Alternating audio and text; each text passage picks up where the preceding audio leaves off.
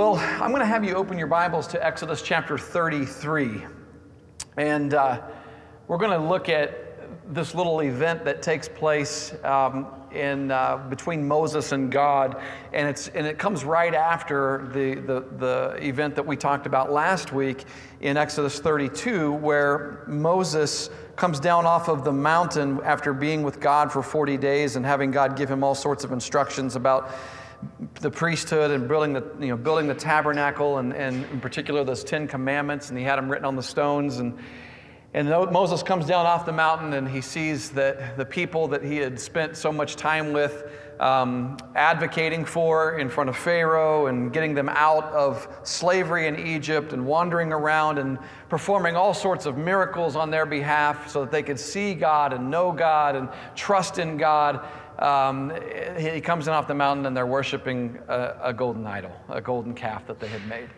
And we talked about that story last week, but there's something that happens with Moses and it's a conversation between Moses and God that I find really fascinating. There's actually a thing that God says here that is really, really fascinating. And I want to begin reading in chapter 33, but before we begin with chapter 33, I would actually like to set up what is happening here by going back and just walking through very quickly, I guess, all of the things that Moses has done with these people, where Moses might be in his life right now. I mean, I just heard Elizabeth pray a prayer that maybe many of you are resonating with, which is, there's all sorts of, emotions that come during this time of year, and there's all sorts of feelings and of maybe stress, and I've got to get this done, and I've got to go to this place, and we've got to plan this, and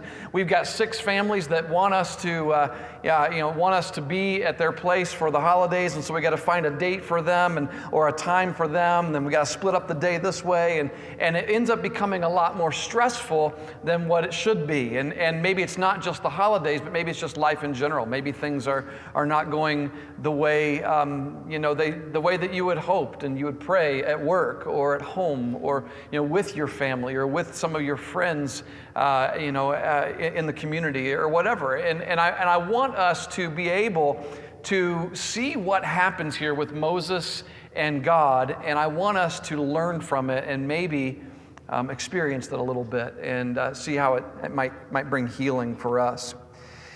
All the way back in Exodus chapter 7, we see the beginning of Moses' dealing with the Israelites and getting them out of the slavery that they were in Egypt. How many of you saw the old Disney movie, I believe is who did it? Was it Disney or Pixar that did what was it called? The Prince of Egypt? Is that what it was called? Did you guys see that? It's been a while. It's an old cartoon. Yeah, it's not a bad film in terms of if you're getting a little bit of an overview of what took place at that time, and I really enjoyed it myself. But if you haven't seen that, hopefully you've read the Bible and you've seen the story in your own imagination as you read it. And what happens here is Moses grows up in the house of the Pharaoh, and so Moses is familiar with the person that he's going to go talk to. God actually calls Moses to be the prophet who would speak to the leader of this nation, to the land of Egypt, about freeing the Israelite people, Moses' people, God's chosen people, from the slavery they were in the land of Egypt. God tells Moses he would go and he would speak to Pharaoh. Moses tells God that he doesn't speak very well. We don't know what exactly he meant by that. If he didn't have the confidence or he stuttered when he spoke or what. I don't know. But God says, well, I will use you and you'll speak to Aaron and Aaron will speak my words and you'll be kind of like me, getting the words from me, speaking to people, and Aaron will be like what you should be in speaking to Pharaoh and to the people about the words I give you to give to him, and then he gives to the people. It's kind of like the game of telephone, but thankfully they got the message right. So Moses goes to Pharaoh. We're going to just keep saying Moses goes to Pharaoh and speaks to him because these words are coming from God to Moses, and Moses later tells us about them as we read in the book of Exodus. And he tells him that God has commanded him to let his people go free. And God tells Moses ahead of time that Pharaoh's heart is going to be hardened. God is going to actually harden Pharaoh's heart, and Pharaoh's heart is hardened anyway. And God is going to just allow him to act upon the desires of his heart that are already there. And Pharaoh does not allow the people to go. And so Moses gives Pharaoh this warning, right? And he tells him that, God is going to make his power known among you and among all the people of Egypt. And so you really need to let these people go from their slavery. Pharaoh refuses. And so then all of a sudden there begins this series of 10 different plagues that came upon the people of Egypt. And Moses warns Pharaoh each time about what is to come, and Pharaoh still remains hardened in his heart and says, "You're not going anywhere." So God instructs Moses. We got this first plague. God instructs Moses to go down into the Nile River and stand over the Nile River and raise your staff. And when he put his staff in the water turned into blood. It wasn't just like blood. It wasn't just red. It was actually blood, which meant that you couldn't drink from it if you were out in it bathing, or if you were out on a boat or whatever. You would be disgusted. All the fish in the water died. Everything just became really, the Bible says there was a stench, and it was terrible. And so Pharaoh calls Moses to come to him. It's summons for Moses, and he says, actually, I believe after this first plague, Moses said, are you going to let the people go? And Pharaoh said, no, I'm not, because my magicians could do the same thing you just did, my sorcerers.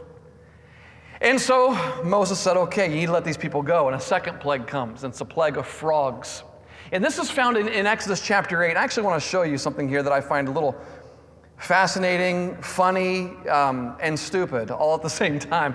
And it's Moses goes, he tells Pharaoh, there's going to be another plague. And all of a sudden there is.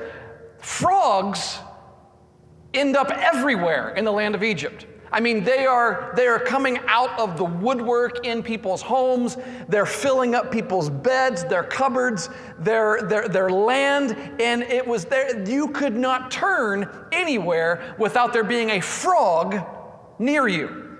I mean, you pick up a cup to take a drink, and there might be a frog in it. You would go to sleep and turn down your covers, and there were frogs all in your covers. And this is the one that Pharaoh was like, okay, that's enough. The blood, okay, but frogs, no. And so Moses goes to Pharaoh, and he says, hey, God says let the people go.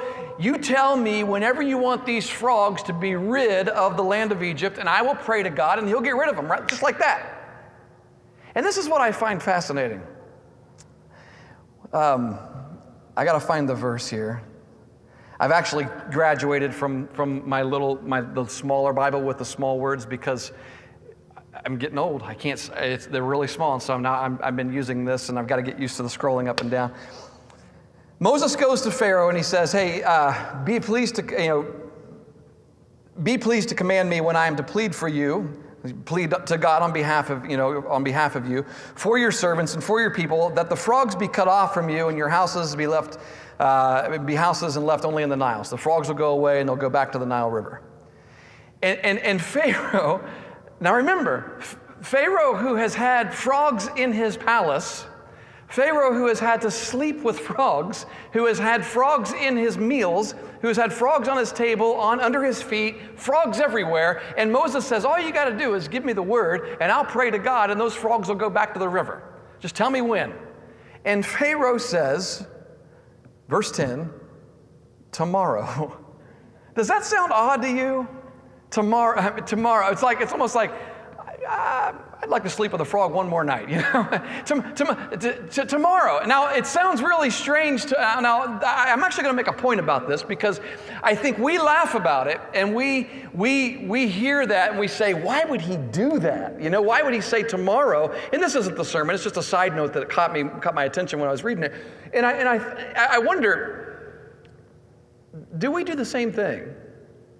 I mean, we know we have sin in our lives. We know that there are things that we struggle with. We know that there are things that should not be there, that are just ugly. And then they come to our attention, perhaps in a moment of worship. I mean, God has a way of doing that. When we sing, and we sing especially songs, I mean, we sang the word holy a lot today. And that's the song that the angels sing in heaven. And there's some kind of very real and yet supernatural connection that takes place between our hearts and the hearts of those beings in heaven, and God's heart and God's presence is so well known when we sing those words. And when you sing those words, oftentimes you come face to face with the ugliness in your life, right? And then sometimes there's this conviction that takes place in your heart, and this question from the Holy Spirit comes to you and says, when are you going to give that up? When are you going to fully commit to me? When are you going to do whatever the decision might be? There might be something that you decide, okay, I am going to do this. When's a good time to start? Well, Monday, tomorrow's a good time to start. Well, why not right now? Well, it might be embarrassing to actually walk down the front at the end of the service and ask somebody to pray for me. Or it might be, I got to clean some things up first. Tomorrow will be a good time to start doing this, right? Or I'm going to start reading my Bible. I'm going to start sitting down with God and just having conversation and praying. I'm going to start making sure that I teach my children the ways of the Lord. But we'll start tomorrow evening when they go to bed. Why not? Why not now? Why not now? Why not pick up the Bible when you get home this afternoon and just speak? Okay, I'm beginning this plan now. The reason why is because tomorrow actually is a pretty common answer when we're presented those kinds of questions. And we see Pharaoh giving that kind of answer as well. When God says, I'll get rid of these frogs. I'll take one more day with them. Sometimes we decide to take one more day with our sin. I just found that interesting. But even though God got rid of the frogs for Pharaoh, Pharaoh hardened his heart again, and he wouldn't let the people leave.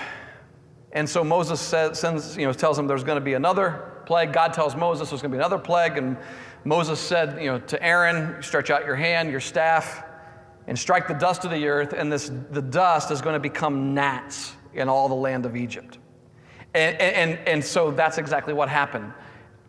I've had gnats, at the end of the summer, and weather's maybe getting cooler or whatever, and there's gnats sometimes come into we had gnats in our house once in our bathroom, and there wasn't a bunch of them, like 3 or 4, but they're annoying as heck, right? Those things flying around, and you try to catch one, and you try to smash one, and they're just quick.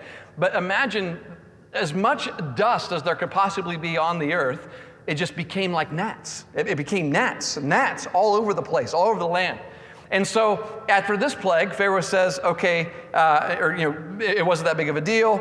But the magicians come to Pharaoh and they say, we can't conjure this kind of stuff up. This is the hand of God. And so Pharaoh's like, okay, I'll let your people go. And you could probably guess his heart is hardened. He doesn't let them go. And so another plague comes. The next plague is a little bit like gnats, but probably worse because they're flies. And we know, how's a fly begin? What's a fly before it's a fly? Yeah. And everywhere, all over the land, just flies and swarms of flies. And so Pharaoh goes, says to Moses, okay, I'm going to let your people go. His heart was hardened. He doesn't let people go. And so a 5th plague comes. We're halfway there. This time the plague comes over all. This is really, really interesting. Think about this now. It's a foreshadowing of what's to come here in the 10th plague. All of the livestock in all the land of Egypt. Now remember, the Israelites are living in the land of Egypt also because they're in slavery, but they also have families, and they're able to have livestock and animals and things like that they raise, and they live in their own homes. And all the people of Egypt had livestock and things that they raised and had animals that they would eat. And so this plague that God sends is a plague of all the livestock in the land. And all of the people, it only hit all of the families in the homes of Egypt, only the Egyptian families. And everything died. The horses, the donkeys, the camels, the herds, the flock, everything, it just died. Except all of the people of Israel were able to keep theirs. They did not die. But the heart of Pharaoh was hardened, and he still didn't let people go. And then a 6th plague comes. The Lord said to Moses to tell Aaron, take handfuls of soot from a kiln And when you do this, throw it in the air. I picture LeBron James on this one. You guys ever watch the Cavaliers play? When LeBron goes over to the scorer's table and he grabs that chalk dust and he goes like that and it goes flying in the air and the people go nuts and then they go out and tip off and begin the game. I kind of picture Aaron being, LeBron didn't come up with that, Aaron did. He took the soot from the kiln, boom, like that, boils all over the Pharaoh, his family, all over the people of Egypt. Everyone just had these sores all over the place. Even the magicians had them on them and it was like, ha ha, look at you. And they just all had them. But the Lord hardened Pharaoh's heart again, and Pharaoh wouldn't let the people go. And so a seventh plague came, and this was a plague of hail. Hail, like rain, only ice coming from the heavens. Hail, like it had never done before. And this is a really cool plague. I mean, not a cool plague, it's a devastating plague, but it's a really, each one of these is showing the power of God, and they were able to see an aspect, a characteristic of God that on every single one of these plagues. In this particular one, this God controls the weather. He controls the weather. He tells it when to hail, and it hails. He tells it when to stop, and it stops. And this hail was so devastating that it crushed everything. If you weren't inside, you would die because of the hail coming down and hitting you, like just pounding you. You couldn't get your animals in soon enough. And so all again, in the land of Egypt, you got people saying, hey, listen, I imagine if I were an Egyptian, I'd be thinking, listen, if you get word of what's going on and why all this stuff's happening to you, you'd probably start a little bit of bickering in the land of Egypt going, why doesn't this guy just let the Israelites go? And of course, Pharaoh, he's thinking, well, if I let them go, then we're going to get these pyramids built and all this stuff. And how are we going to get stuff done? We're actually going to have to do the work. It's hard to tell what's going through his mind, but he just can't let them go. His heart is hardened. He will not do it. He's going to keep them in slavery. But people start to wonder, just let them go. But he just will not do it. He won't let them go. And so Moses just continues. God continues to use Moses. He continues to tell him, here comes another one. The eighth plague is a plague of locusts. And now we had a bunch of locusts in our land here this year, but it wasn't anything like this. Those cicadas that come, every 17 years?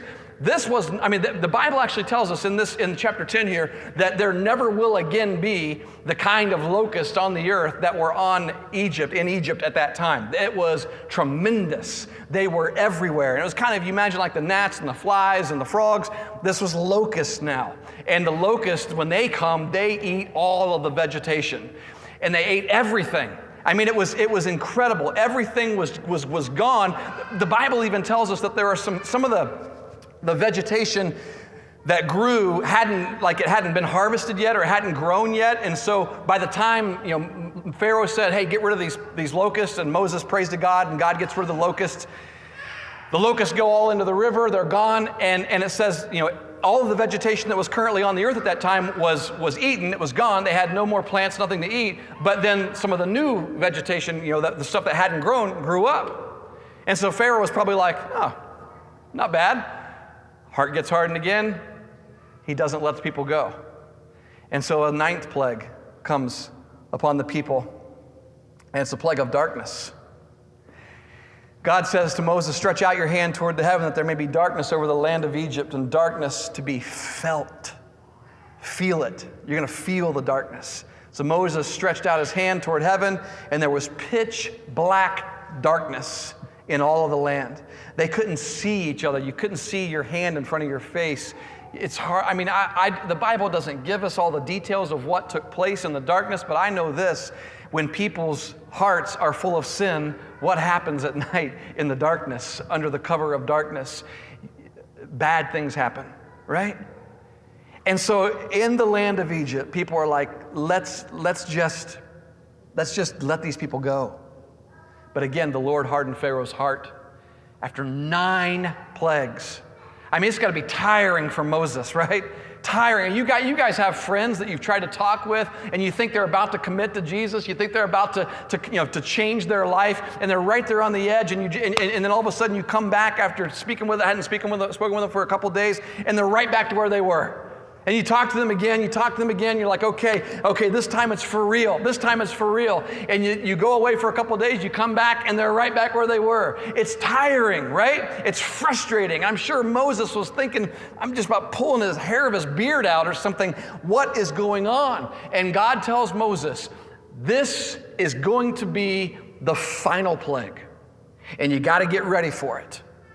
And he tells them, he explains to them what is going to happen, and he gives them these instructions to give to all of the people of Israel about how God is going to save them from death, the death specifically of their firstborn children, by using the blood of a spotless, unblemished lamb. He said, all of you have had lambs to raise and to have among your families. And on this day, you're to go out. It was like the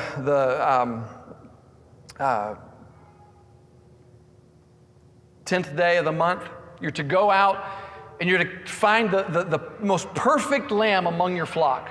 The unblemished one, choose it and kill it. You're going to slaughter it, and you're actually going to take the meat. You're going to roast the meat. You're going to eat all of the meat. You're going to eat all of it. But you're going to take some of the blood from that lamb, and you're going to wipe it on the top of your doorpost and kind of down the sides of your doorpost. And the reason why you're going to do that is because on this night that God determines, He is going to pass over the land of Egypt. His presence is going to pass over the land of Egypt, and it's going to be His presence of judgment. His devastating presence. His wrath is going to be known in its fullness, not in its fullness, but in a tremendous way.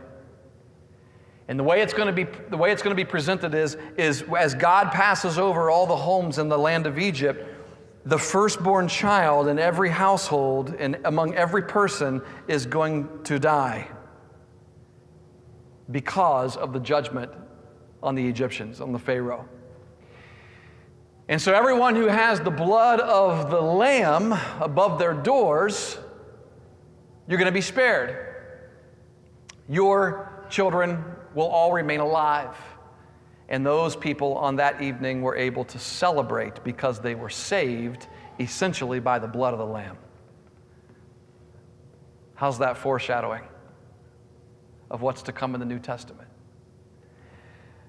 Well, that event happened. The Passover took place, and there was crying and weeping all throughout the land of Egypt because it happened just as Moses warned, just as God said. Even Pharaoh's home, the firstborn of every household in Egypt, anyone who did not have the blood of the lamb above their door died. Their firstborn child died that night. And so Pharaoh summons Moses and he says, "Get out. That's it. I'm done with you." I mean, there were times when he said, "You can go, but it's just going to be the men, and it's just going to be so you can sacrifice to God, and but you got to come back and all that." And so that's why his heart was hardened, and he ended up reneging on that word, right? But this time he says, "Go. I've seen the power of God. In fact, as you go, please say a blessing for me." And so he sends them out. And we kind of know a little bit about maybe what happens. Like, again, if you can think back through that movie, you can kind of think about, remember what happens when Moses gathers all of these people. I mean, all of that just took place, right? And all that just took place in Egypt. But now we've got several more years of just getting out of there and wandering around to this place that God said He's going to show them. I mean, all sorts of stuff happens, doesn't it? I mean, they get outside of Egypt and they come to a sea. They come to an ocean. And Pharaoh, again, has his heart hardened, and he decides, I changed my mind. I want to go get those people. And so his armies are after them. They know the armies are coming, but they got an ocean in front of them. And again, God tells Moses, raise your hands, raise your staff up, and the waters part. And as long as his hands were up, the waters were parting, and the people could pass through the Red Sea. And Moses was standing there, and he was getting extremely tired, and his arms would start to fall, but they would send people to go and help raise his arms up just so they can continue this miracle of God. And Moses gets through on the other side. He's got to be fatigued, right? The people saw the power of God, and they're wandering around out in the wilderness looking for the land just by God's leading. God is leading them by a cloud by day, and they're following Moses and following God's leading, and they're hungry and they're thirsty, and it's like every few days or so they start bickering to Moses. Hey, we're thirsty. And so God says, okay, Moses, take your staff and go wave it over this rock, and water's going to come out of that rock, and the people have something to drink. Hey, Moses, we're hungry. And so God says to Moses, hey, I pray, I'm going to send manna from heaven. I'm going to send bread from heaven. They had bread to eat. They saw dew on the ground. They had never seen this before. They're like, what is this? The dew would melt. They could drink. They could quench their thirst there. I mean, there was all kinds of just ways that God used Moses over this period of time, and that leads us up to the place when he goes up on the mountain to be with God so that God could teach him how to build the tabernacle and all the laws and all the ways that the priesthood are going to interact with the people and intercede on behalf of the people to God. And so he does that. He goes up and he learns all of these things, right? He goes up to the mountain and God is with him. He's in God's presence, and I'm sure a lot of that was rejuvenation from all of the wandering and all the stuff that he'd had to do up to that point. And God gives him all these instructions and all of these laws and all of these specifics about the priesthood and about the commandments of how to live and how to know between right and wrong and how to know if you're sinning or not. And Moses comes down off the mountain. We talked about what he saw last week. Comes down off the mountain, and the people had basically convinced Aaron to build them a god to worship. Build them a god to worship. They had been through all the plagues. They had crossed over a sea on dry land, a sea that was walls of water on both sides. They had seen bread fall from heaven. They had seen water come out of a rock. And all of this had been done in the glory of God. There was always worship. There was always credit given to God. There was always glory given to God. After all these, the God of heaven, the God of the creator of the earth, they know who God is. Yet they want something else to worship. And so Aaron does as they please, as they want him to. They're pleased. They worship. They're singing, they're shouting, and Moses and Joshua, his right-hand man, they hear it when they're coming in off the mountain. He's like, there is sound of a war, but it doesn't sound like war. It says they're not celebrating or lamenting. It sounds like they're worshiping. And they come down and they see them worshiping this calf, this golden calf that they had made. And Moses has had it. I mean, we know from last week what Moses did, right? He crushed it, he put it in the fire and ground it into powder and put it in the river and made them drink it, and he walks over and he says, maybe even draws an imaginary line. He says, anyone that's on the Lord's side, come over here, and anything that's not is going to be destroyed. And he's had it. This is where he's at now. And that's what we went through all of that last week. But let's put ourselves with Moses right now. Now I know that we feel tired and we feel stressed and we feel like our lives are busy and we feel like we've done a ton of stuff on behalf of the Lord, and we've had people bickering to us, and we've had people complaining about us, and we've had health problems or whatever. And so is Moses. So is Moses. Maybe you've had a conversation with God kind of like what Moses has had.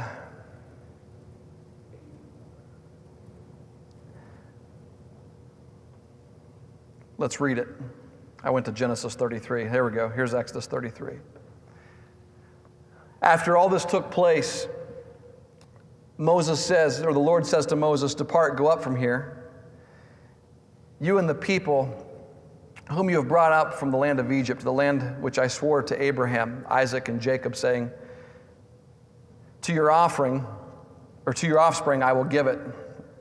And I'll send an angel before you, and I will drive out the Canaanites and the Amorites and the Hittites and the Perizzites and the Hivites and the Jebusites. Go up from the land flowing from milk and honey, and I will go among you. So he's telling Moses, okay, you're finally going to get there.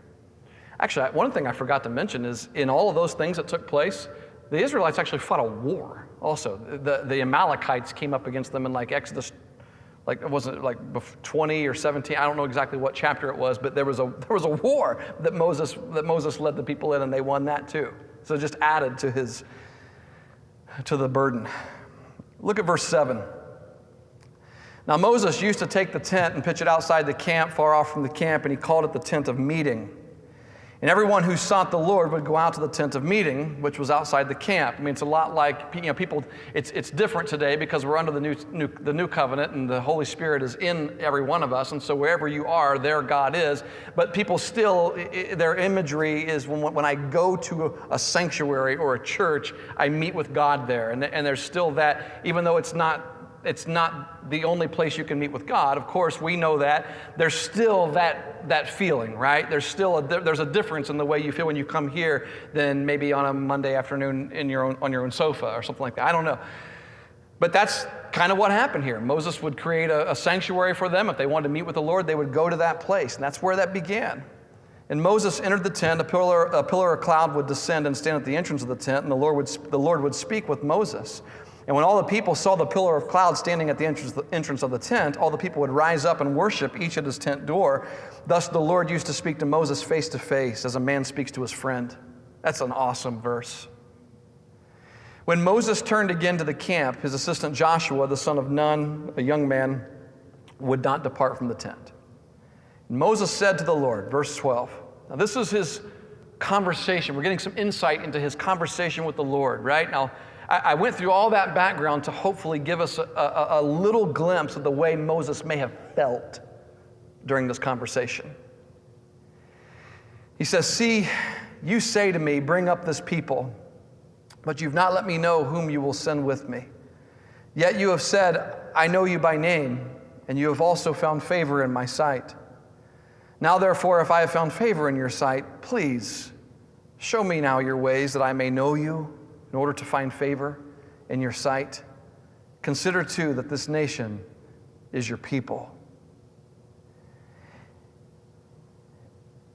I don't know for sure, but I sense a little frustration, a little. He's tired. And in Moses' voice here, he's been doing all of this stuff, and he's been taking God's plans and trying to put them into action, and it's been difficult, and he understands the way God feels toward his people, because he's angry at his people. They're an obstinate people, and he's trying to intercede on their behalf, but he's like, I know that these people are the way they are, and he's like, I need more of you. I need to know your ways, so that I can get a better perspective on how to deal with these people. And I need more of your presence. And he's like in verse 13, God, you keep telling me that you're pleased with me. Well, then teach me what you're doing here. I don't know what's happening here. I don't see the end result. I don't know the end game of what's going on here. I'd like to see it. I'd like to know, but it's hard sometimes. I want to understand what you're doing. And at the end of this prayer, God gives Moses an answer. And this is what I want. I mean, this is really the culmination of everything I want to tell you today. It's this right here, verse 14. Remember, God is speaking to Moses like you would speak to a friend. And so Moses hears God say this: my presence will go with you, and I will give you rest. That's it. That's it. I find it really, really interesting that God lumps these two things together. He lumps his presence and rest in the same sentence. And I think the reason why God does this is because from day one in the Garden of Eden, with Abraham and Isaac, with Moses right here, and to today, right now today, in this place, at this time in your life right now, there is nothing more comforting. There is nothing that brings more peace in your life. There is nothing that is going to give you a feeling that everything is okay. Everything is going to be all right.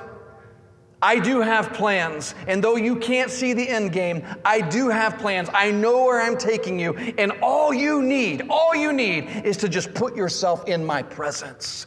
Because in my presence, there is rest. You don't have to have all the answers. You just need to be in my presence. Are you tired? Are you anxious? Are you worried? Are you stressed out? Are you busy? I mean, is your life just busy?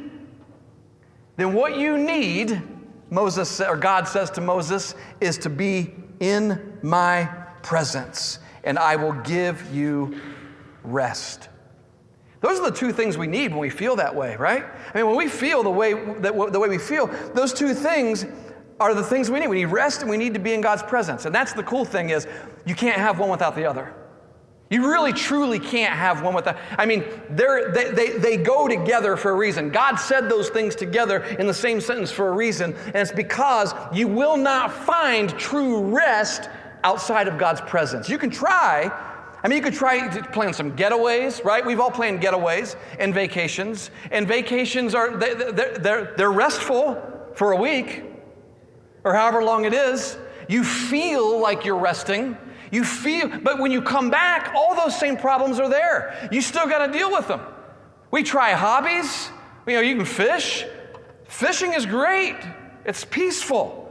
While you're fishing, play golf. I love playing golf. I think there's not, for me, that's a really relaxing, just enjoyment hobby. I don't buy anything. I don't play the way you do, Mike. I see you breaking your club right there. I don't even own any. I mean, I own clubs, but they're just clubs that I picked up, that I found, right? Josh has seen my clubs. My clubs are a mess, aren't they?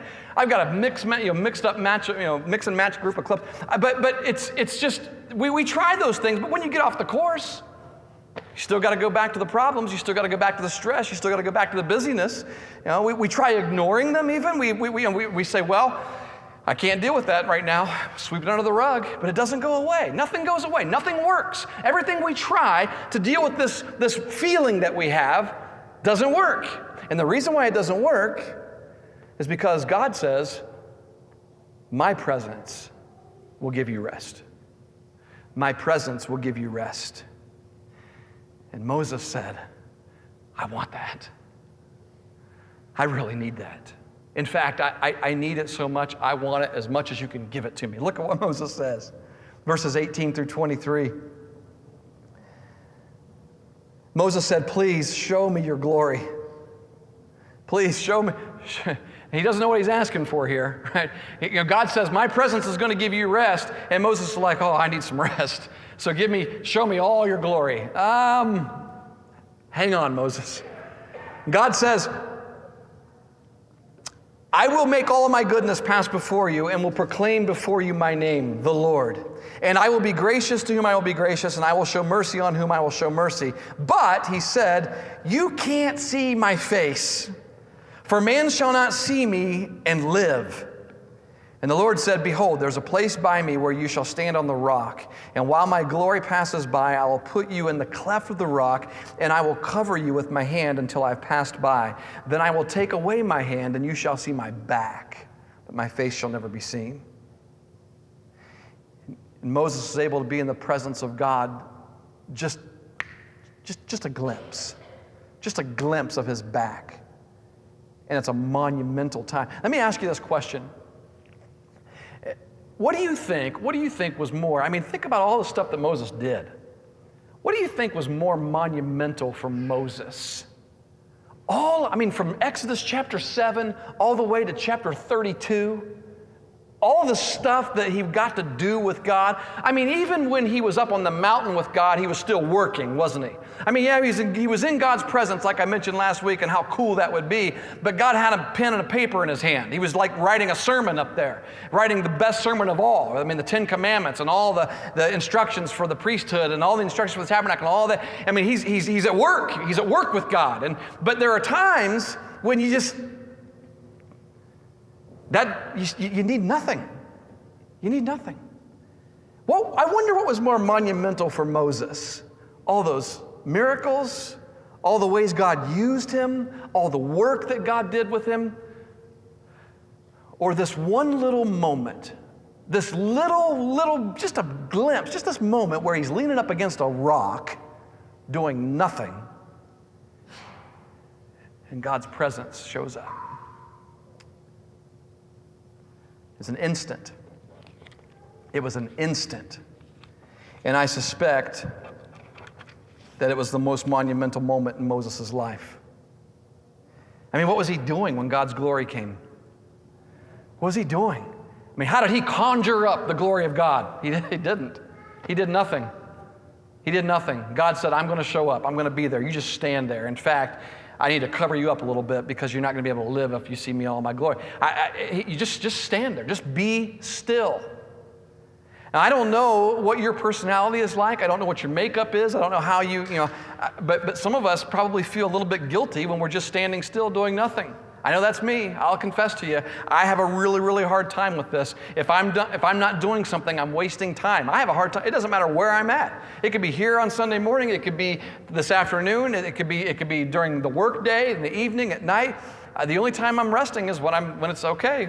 So the work has stopped. 12:30. Let's go to bed. Whatever time it is. It's hard to just be still.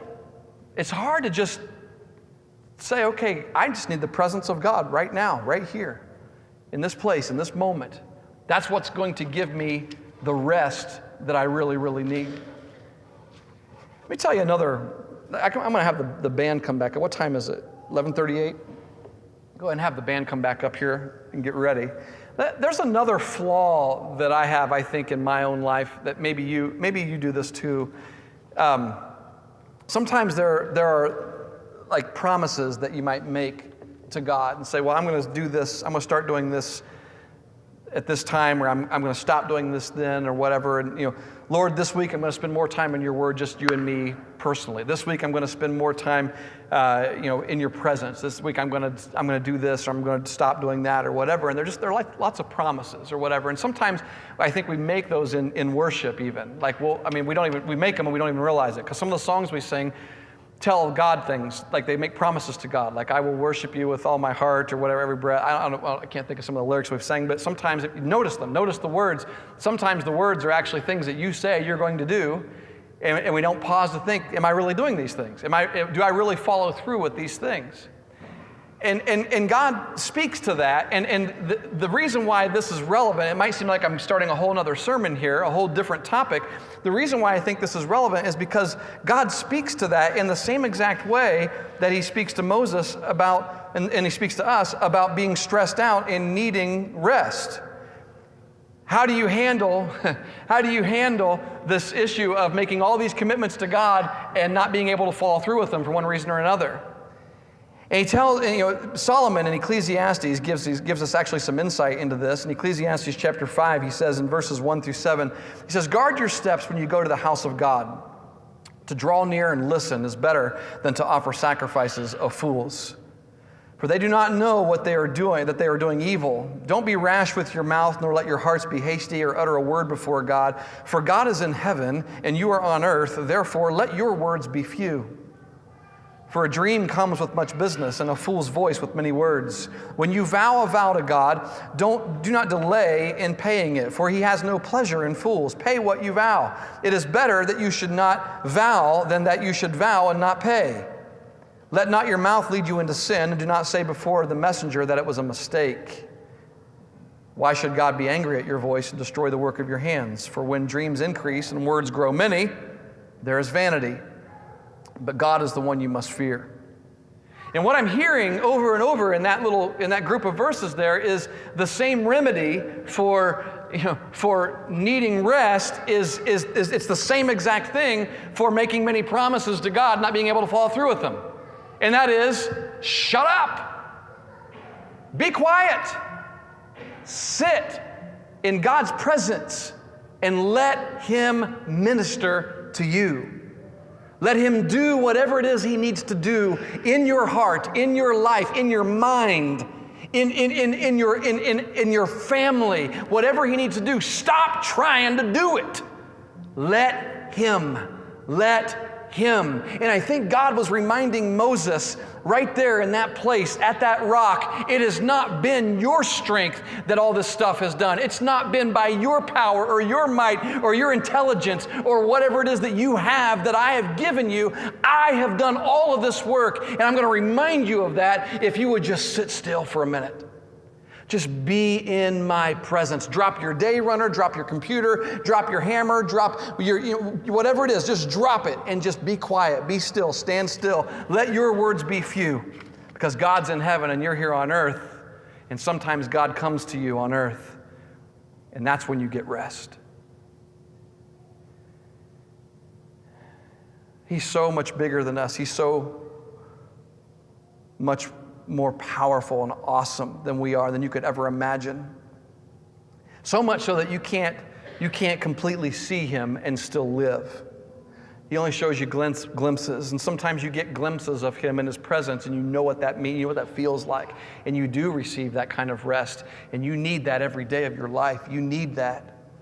And so I want us this morning, with the remainder of our time, to just embrace that, If you're feeling drained, if you're feeling frustrated, if you're feeling empty, if you're feeling saddened or angry or stressed, whatever, if you're feeling exactly the way Moses must have felt in that moment, like just asking yourself, man, is all this really worth it? Is there any fulfillment? Is there anything in this journey that we're on that's going to bring fulfillment? And God says, yes, the fulfillment is in my presence. Recognize that I've been with you this whole time. I want you to sit there and be still. I'm going to show you. Just be still, and I'll give you rest. I've concluded that the power and the presence of God, which brings eternal joy. I mean, not just moments of joy like you get on the golf course or on the fishing hole or on the, or whatever it is that you do for fun or rest or whatever. Eternal joy comes from the stillness more so than in your activity. And so we're going to sing. Here in just a minute, we're going to sing. And when we do, take time. There's some really cool things in the Psalms. If you notice, like if you read the Psalms, I think one of them is in there's one in Psalm 46, I know, where there's a stanza of verses, and then there's this little word. It's usually in italics in my Bible, and it says Selah, S-E-L-A-H, Selah. I don't know if you ever understood what that means when you're reading your Psalms, but Selah is a pause in like the song.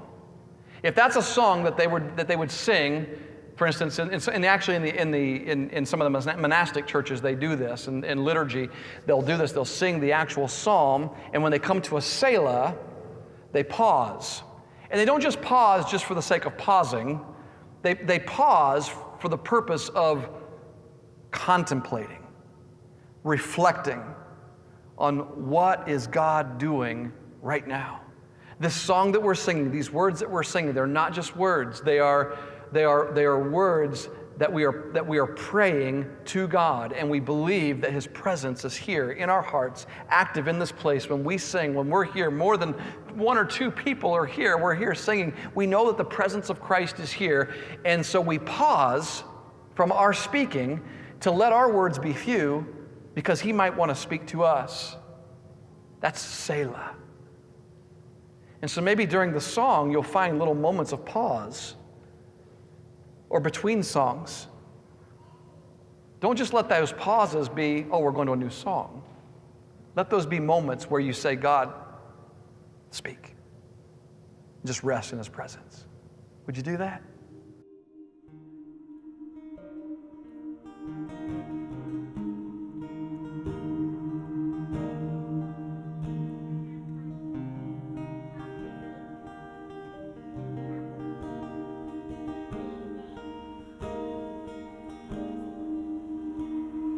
Jesus, feeder of my hungry soul, you carry me out of the trial.